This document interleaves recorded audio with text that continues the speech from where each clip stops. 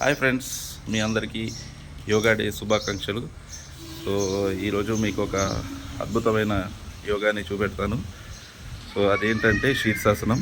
So ఇది చాలా ఈజీగా ఉంటుంది, ఎవరైనా చేయొచ్చు.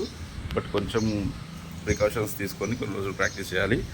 ఓకే, ఈరోజు చూడండి ఎంత మనము మంచి వెదర్లో ఉన్నాము. చూడండి ఎంత గ్రీనరీ ఉందో చుట్టుపక్కల. చూసారు కదా, ఈ పచ్చదనం మధ్యలో ఈరోజు మనం యోగా చేయబోతున్నాం. ఓకే, మీకు అది ఎలా చేయాలో నేను ఇప్పుడు చేసి చూపెడతాను. ఓకే,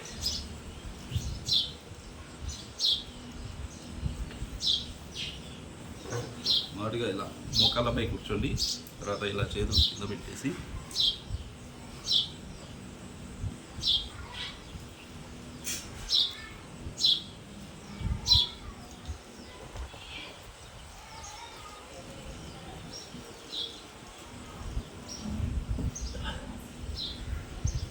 చూసారు కదా ఎంత సింపుల్గా చేశాను.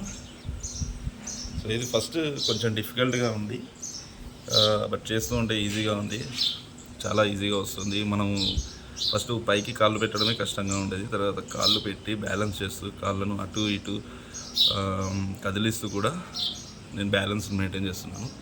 సో ఇది యోగా చేయడం వల్ల ఇలాంటి ఫిట్నెస్కు సంబంధించి చాలా యూజ్ అవుతుంది మీకు. ఓకే, మీ బాడీ కూడా కరెక్ట్గా మెయింటైన్ అవుతుంది. సో ఫ్యాట్ లాస్ అవుతారు. చాలా చాలా చాలా ఉపయోగాలు ఉంటాయి. సో ఇందులో మీకు ఒక సూత్రం చెప్తాను. ఏదంటే పతంజలి యోగ సూత్రం.